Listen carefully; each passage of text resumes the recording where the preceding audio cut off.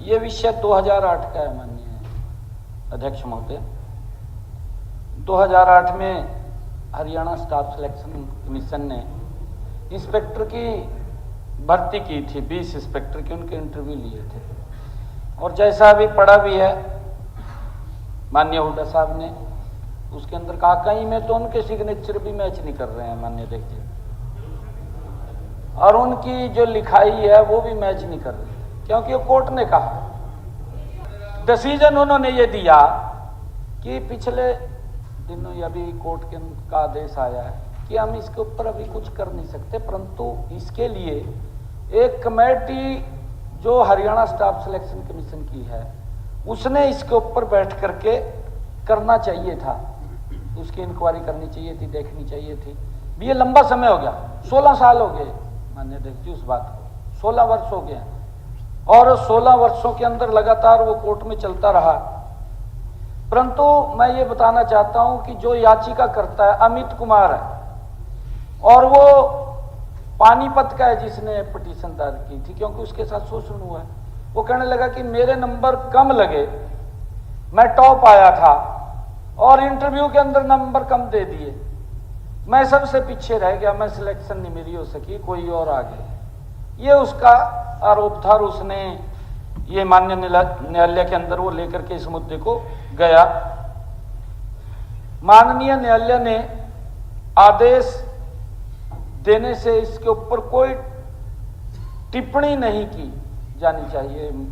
माननीय न्यायालय ने कहा है याचिकाकर्ता यदि निर्णय से संतुष्ट नहीं है तो अपील करना उसका कानूनी अधिकार है, ये माननीय कोर्ट ने कहा। परंतु एक बात स्पष्ट है कि याचिकाकर्ता के आरोपों में एक आरोप यह भी था कि अर्जुन राठिया और दीपक नाम के 2 चयनित उम्मीदवारों ने लिखित परीक्षा भी नहीं दी, खाली कागज दे आए, ये माननीय न्यायालय ने कहा।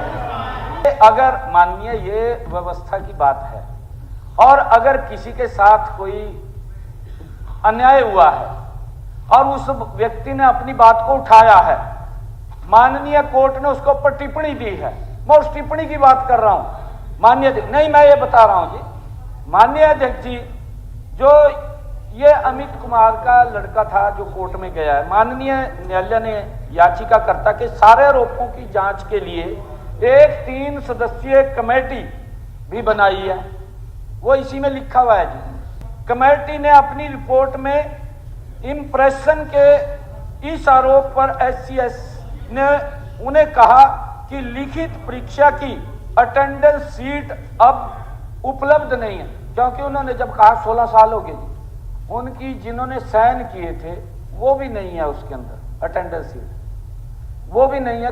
ये भी इतना लंबा समय नहीं रख सकते माननीय अध्यक्ष जी, और इसलिए इसकी जांच के लिए उन दोनों की हैंड राइटिंग का सैंपल लेकर उत्तर पुस्तिका में दर्ज लिखाई का फोरेंसिक मिलान किसी स्पेशलाइज्ड एजेंसी द्वारा किया जाना चाहिए, ये उसके अंदर कहा। माननीय अध्यक्ष जी इस पर अपने निर्णय में लिखा कि कोर्ट इन्वेस्टिगेटिंग एजेंसी का काम नहीं कर सकती। माननीय कोर्ट ने कहा कि हम इन्वेस्टिगेट नहीं, उन्होंने फैसला सुना दिया भी कहीं गलत हुआ है, उन्होंने गलत हुआ है भी एजेंसी कोई बने वो इसकी जांच करे, और स्टाफ सिलेक्शन कमीशन के पास तथ्यों की जांच करवाने की स्वतंत्रता। Please don't tell me. Staff selection commission के पास आप अपनी बात पूरी कीजिए, आप अपनी बात के पूरी पास कीजिए। तथ्यों की जांच करने की स्वतंत्रता थी, ये माननीय कोर्ट ने कहा। मैं आज ये अगर विषय उठ रहा है, हमारे माननीय सदस्य ने उठाया और हमारे विपक्ष के भी इसके बारे में कह रहे हैं, मैं एक बात अवश्य यहां पर आज कहना चाहूंगा कि हम एजी से इसकी राय लेंगे, एजी से राय लेंगे। यदि कोर्ट के निर्णय की अनुपालना में हरियाणा स्टाफ सिलेक्शन कमीशन मामले की जांच किसी स्पेशलाइज्ड एजेंसी से करवा सकता है तो सरकार उसे तुरंत सेवाएं उपलब्ध कराने के लिए तैयार है।